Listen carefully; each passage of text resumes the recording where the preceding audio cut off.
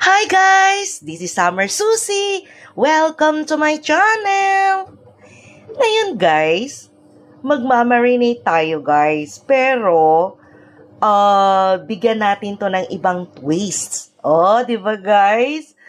Medyo special siya, pero simple lang naman. Oh, di ba? Guys, nag-prepare ako dito ng ating chicken wings. Ayan, so hiniwa ko na siya guys. Ayan.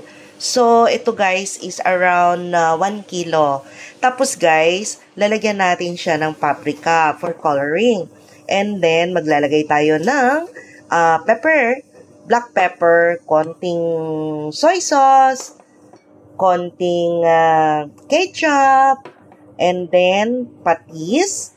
And of course guys, ito lalagyan natin ng Fanta. Pwede din kayong gumamit guys ng kahit anong orange na inumin like Mirinda. Pwede din yun guys. Kung wala naman, pwede kayong gumamit ng juice, orange juice. Okay? So, i-mix na natin sila guys. Okay?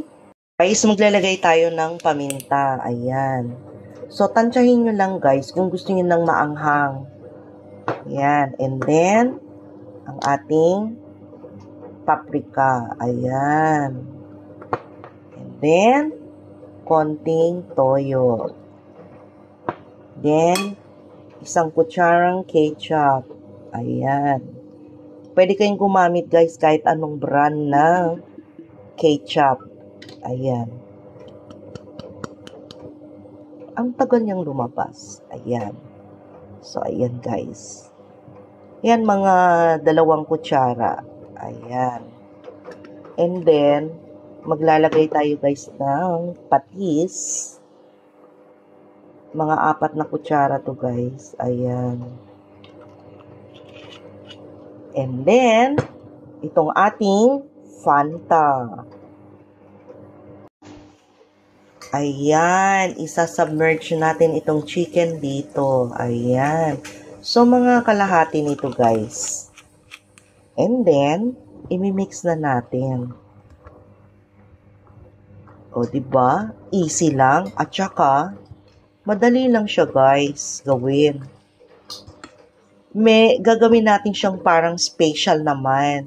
Hindi na lang puro yung marinate na asin, paminta, patis, ganon. O, ibahin naman natin.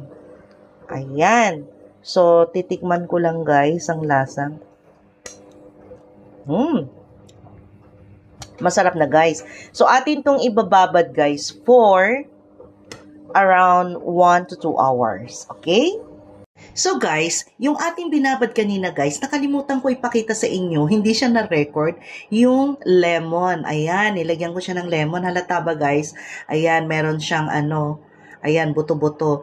So, naibabad ko na ito guys ng about 2 hours. So, ngayon guys, ang gagawin natin is ilalagay na natin siya dito sa ating kawali. Ayan. So, ganito lang guys. Buhos-buhos. Ayan.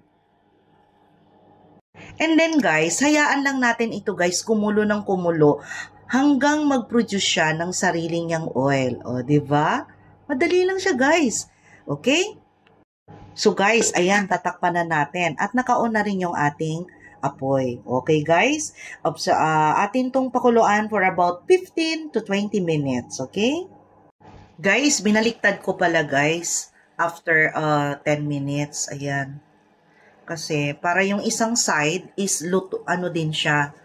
Luto rin. Hindi lang yung isang side guys. Ayan. Guys, maglalagay tayo ng konting ito guys, honey, mga 1 kutsara, pampatamis. Ayan.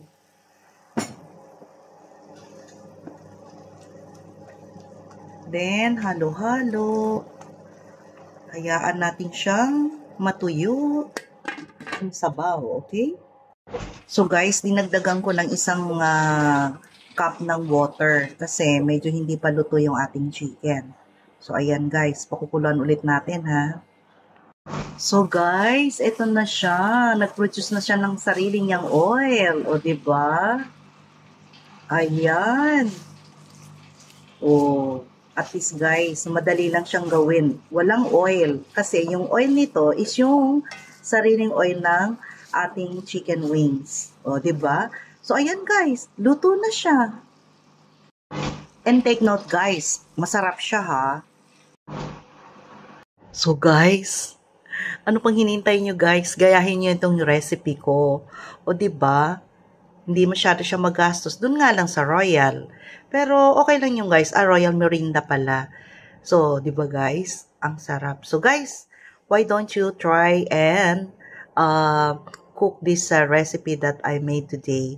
So guys, don't forget to like, share, and subscribe my YouTube channel, Summer Susie. Thank you guys. See you in my next vlog. Bye!